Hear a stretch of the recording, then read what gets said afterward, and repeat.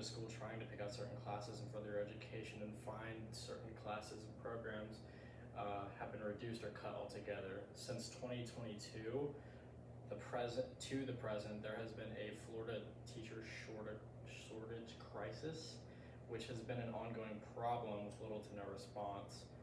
Someone who's been a student throughout most of my life, and a family and teaching environment, and seeing as how it has affected the academic world, this is something that has not been discussed as much as it needs to be discussed. Today we'll be going over overall the effects and the crisis and how the schools and programs are affected by this, and discuss some of the solutions that people have tried to use to fix it over time. But let's start with the first one as to why teachers have quit as things have progressed, and it's mainly due to low teacher pay compared to cost of living, especially in Florida, but mainly on a global scale as well, but especially in Florida. Teachers struggle to afford housing and basic expenses, and this is due to the increase in cost. And because of that, lower salaries, teaching less, being less competitive compared to other careers, require similar education levels. They just see no reason as to continue.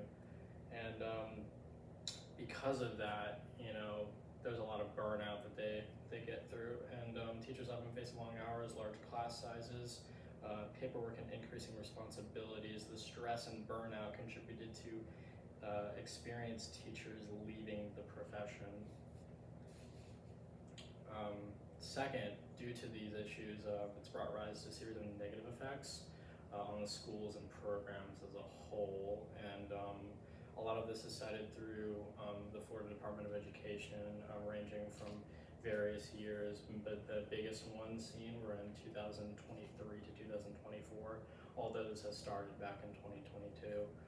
And the biggest impacts that they do see is the larger class sizes due to the merging of certain classes in order to meet a certain quota of students, so that kids actually have full rosters and they can actually go to class and have full course schedules, because without it, a lot of teachers leaving, there's not as many classes to go to. And fewer options for students, for more suitable or temporary teachers, less individualized support for students themselves, which eventually led to education policy disagreements, mainly debates over curriculum, rules, testing requirements, teacher responsibilities, and classroom regulations, having contributed to some educators leaving or reconsidering their profession as a whole. Third, the main things that have been done to try and prevent this has seen some improvement, but it depends and varies based on size of the town and funding as a whole. The teacher recruitment programs, Florida has created programs to attract new teachers, including recruiting educators from states and countries.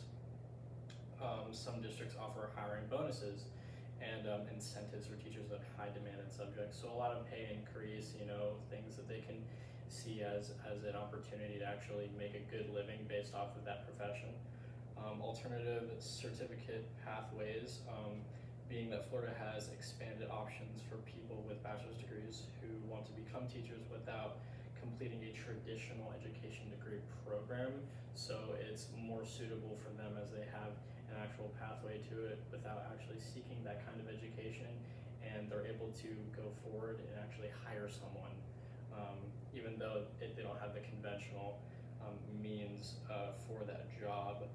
But these pathways end up filling vacancies more quickly, and that's all that really matters in that short amount of time. And so, to conclude everything, now that we've gone over the problem with the lack of teachers in the school environment, gone through the effects it has had over the academic structure, then finally talked about some of the solutions. This kind of just shows the overall seriousness of the matter in the Florida teacher shortage crisis. It's especially when it comes to living in smaller towns, like I had said before, and facing issues, just not being able to hire and sustain people, which evidently affects students in the long run, and just not being able to give them sufficient pay at the time. And everyone deserves a shot at free and good education, I believe, and it is a proper structure that's provided the level of education as well. Everyone has a fair shot at it. I think everyone should. shows the overall problem today and something that needs to be spoken out more about that just doesn't get enough light.